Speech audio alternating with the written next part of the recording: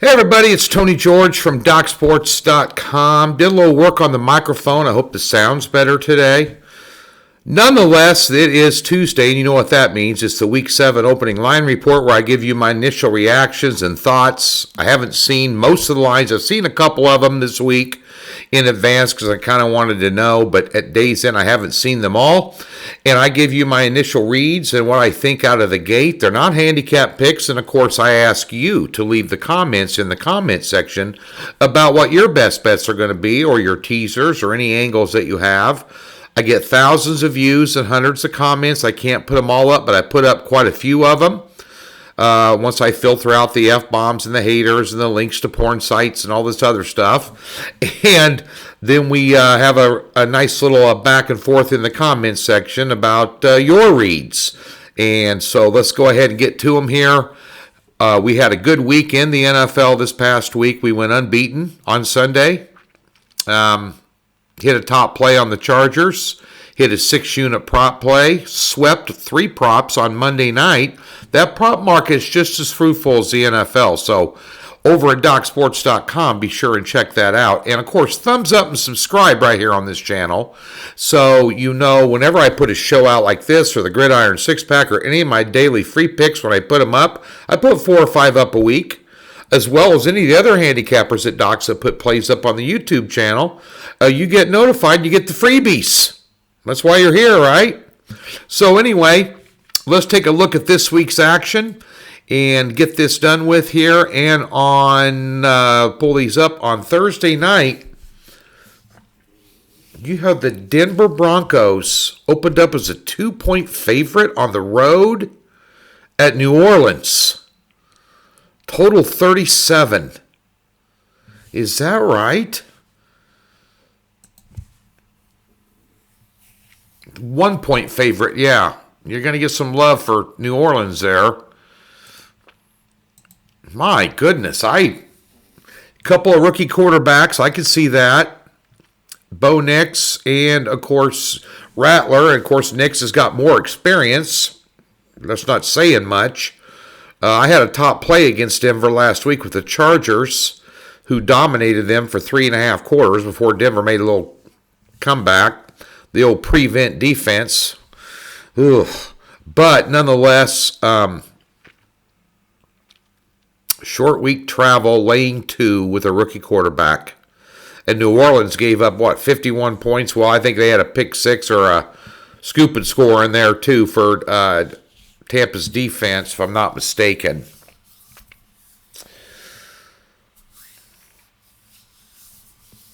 Wow. That's an interesting game.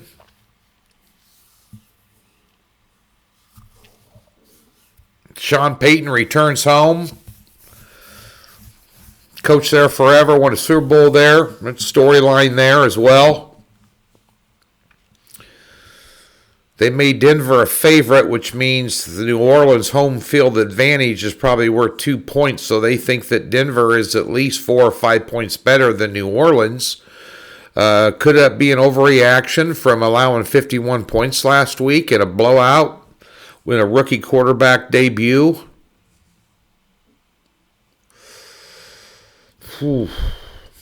I'd take the over 37. New England, Sunday morning on the road to Wembley Stadium, where Jacksonville is now in their second game in London. Jacksonville, again, proved last week that they have the worst pass defense in the NFL. They made Caleb Williams look like Johnny Unitas. Dan Marino all rolled up into one. And New England breaking in a rookie quarterback in Derek May. They got blued out at home by the Houston Texans. Total 42.5. You willing to lay 5.5 points with Jacksonville? When you say, well, New England's one of the worst teams in the league, well, so's Jacksonville. They're both 1-5. 5.5 points. 42.5.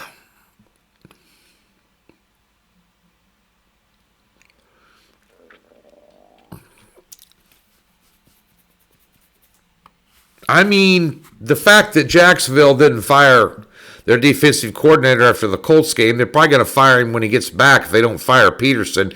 If he loses this game, they'll fire him for sure.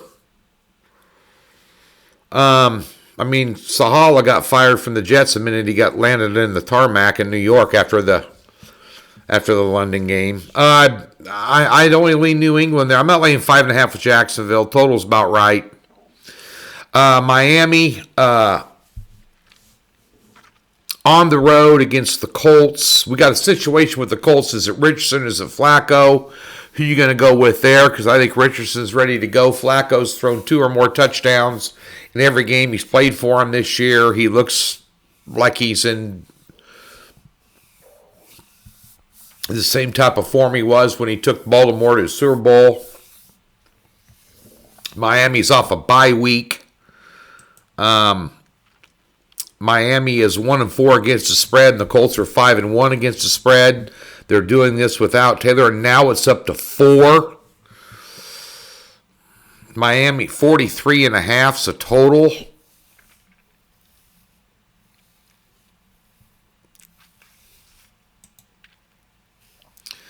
Miami, their last 10 games dating back to last year is 2 overs and 8 unders.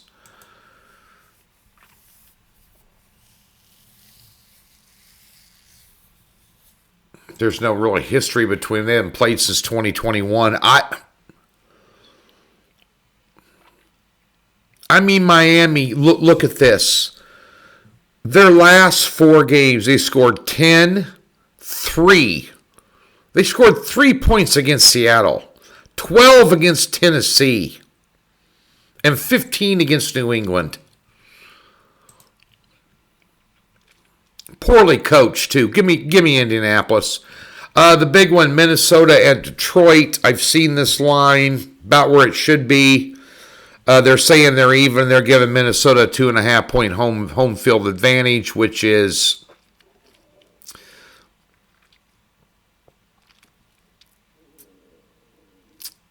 about right. 49.5 is a total. I'd take a look at that under. Now, Detroit, is that still there? Yeah, 2.5. Detroit just beat Dallas, pounded them. And so, yet they're still an underdog. Because odds makers think Minnesota's a better team. Detroit beat up on Dallas that way. Even if Dallas was healthy on defense, Detroit still would have beat them by 20. Detroit's a better team. They're a better team. Sorry, Jerry. They're a better team.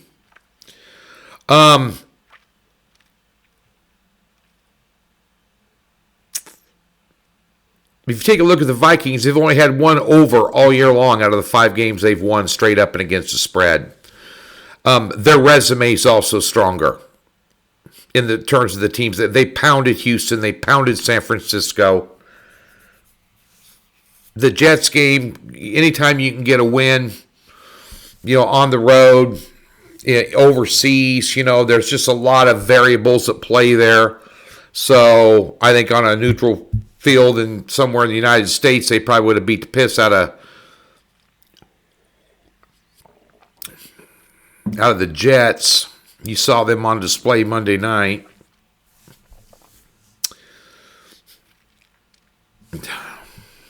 What do you think? It's your show. I'd lean Minnesota and I'd lean the under.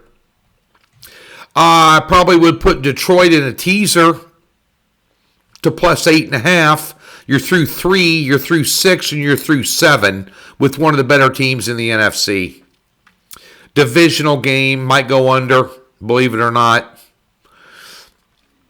Houston, Green Bay, another good game. You saw Houston is a different animal when Mixon's in the lineup at running back. Joe Mixon is a good player. You're seeing Cincinnati struggle without him. And now you saw Houston struggle without him the 2 games he was out, and he came back last week.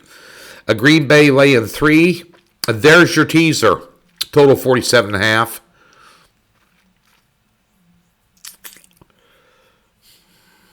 I mean, both these guys beat bad teams last week. Both of them. So you can't put a lot of stock into that. There's your teaser. Houston to +9, along with Detroit. 47.5 is the total on that. Got a couple young dynamic quarterbacks. I think Stroud's a little further along than Love. I think the skill position matchups probably lean Houston. Back-to-back roadies for Houston, which is always tough. Lambeau's a very tough place. It's worth a full 2 or 3 points up there. They're saying these teams are even.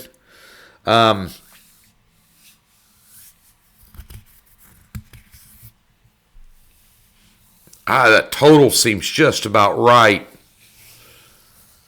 If the total was sitting at 42 or 43, I'd play the over, but at 47.5, I'm not for sure. If you like Green Bay, I'd play him on the money line at -145, 150. I wouldn't lay 3 in that game. I'll take Houston in a teaser. Philadelphia's laying 3 at New York, total 43. Give me the under. And what is Philadelphia doing laying points to anybody after that debacle against Cleveland after a bye week? Philadelphia probably going to lose that division. I bet them to win that division, along with Atlanta winning their division, was a big bet, best bet for me. But in the futures market, I'm worried about that ticket on Philadelphia. Dallas is done. They're just no good. They're not well coached. Philadelphia's not well coached. And Washington is being expertly coached. And the Giants are the Giants, you know. I mean, they give everybody a ball game, always a bridesmaid, never a bride type game. I'd play that under 43. And if anything, I put the Giants in a teaser. Tennessee at Buffalo. Buffalo 8.5. Under 42, over and under 42.5. Tennessee, you got all kinds of... First of all, the Jets aren't that good of a team. So that win over the Jets, which went right down to the wire, wasn't that impressive to me. Josh Allen did not have a big night throwing the ball. Davis had a hell of a night running at that rookie out of Kentucky. Tennessee, you got quarterback issues. They're going to stick with Will Levis, man. They're going to ride the storm out, being the human turnover machine and making bad decisions because they think he's going to be the franchise quarterback of the future. I don't see it. Maybe I'm wrong. I mean, he can make some throws. They don't have much of a running game, which you can expose. Pollard's good, but they don't run block well. 42.5's a total. That's what do you guys think? Again, make tease Buffalo down to 2.5. I'm not laying 8.5 Buffalo right now.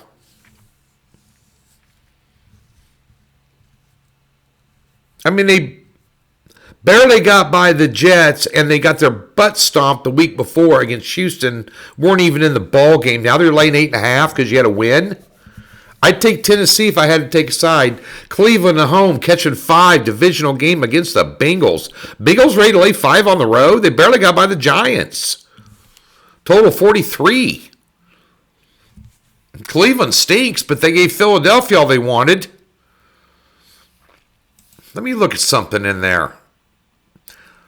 Home divisional dog.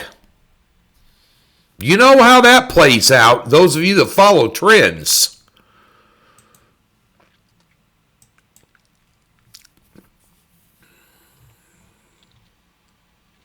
Cleveland had 14 first downs and 244 yards on offense and gave up 5 sacks.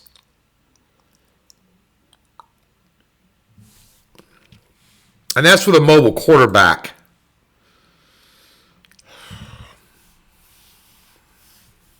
Now it's down to 4.5.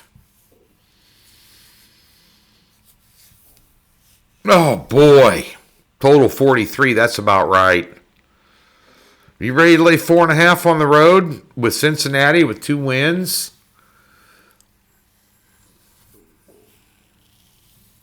The money going towards Cleveland there. What do you guys think?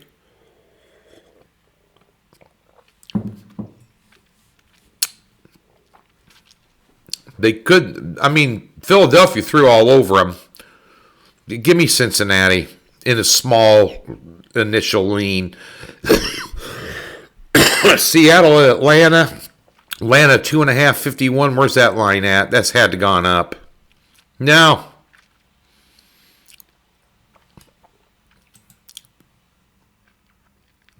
Atlanta. Seattle's just. I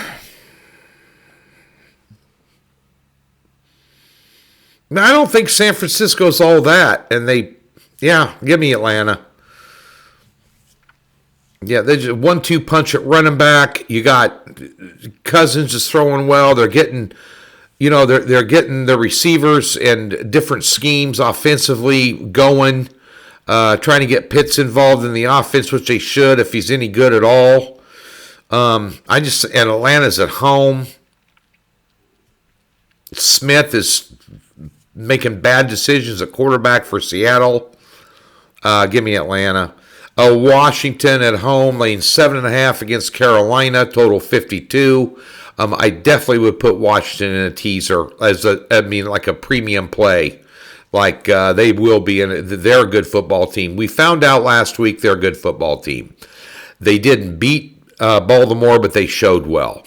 Their defense is a problem. Over 52, probably the highest total on the board. Atlanta, Seattle's 51. Might go over. I'd lean over before I do anything in that game. Las Vegas at the Rams. Rams -6, 43.5.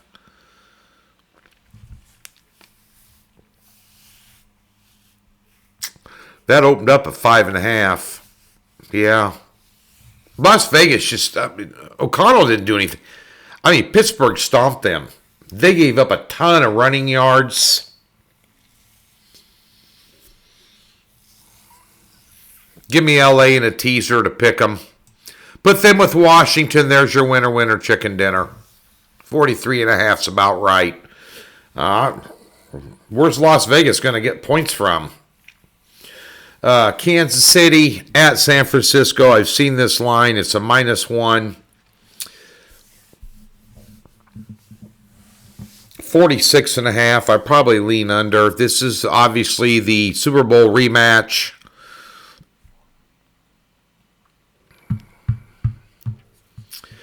Kansas City has not played a good game all year long, and they're 5-0 and 4-1 against the spread.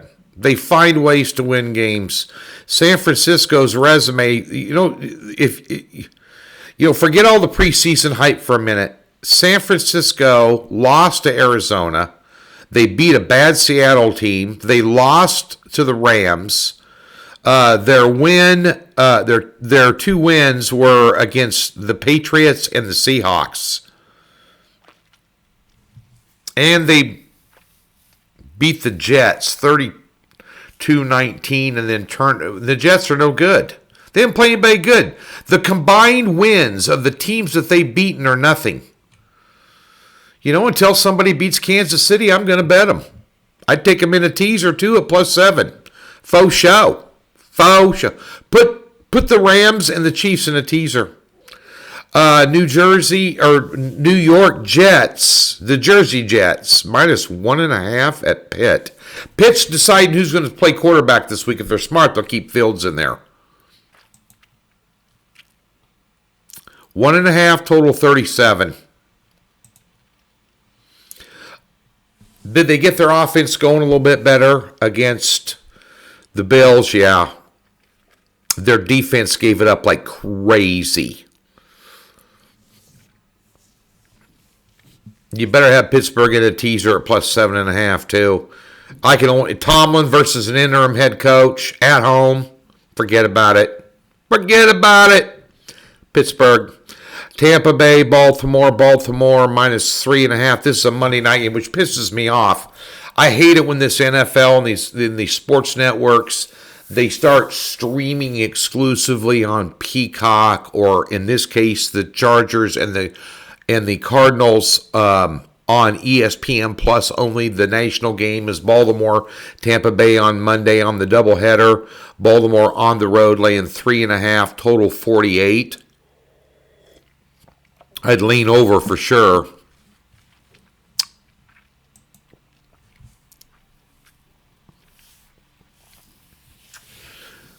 Baker Mayfield, Tampa Bay's got a way of hanging around. They do have a home loss to Denver that was 26-7.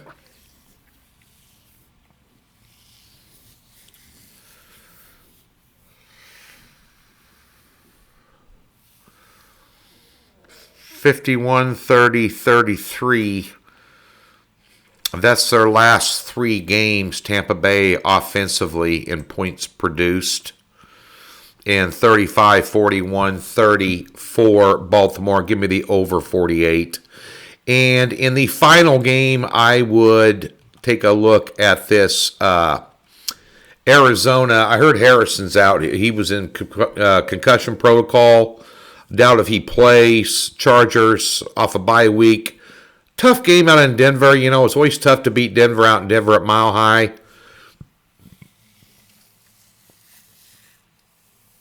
Denver off a couple of wins going into that game, looking better. Chargers, Cardinals. Defense good enough to shut down Murray and company a little bit. They can tackle the run. Connor's a good running back, but give me the Chargers.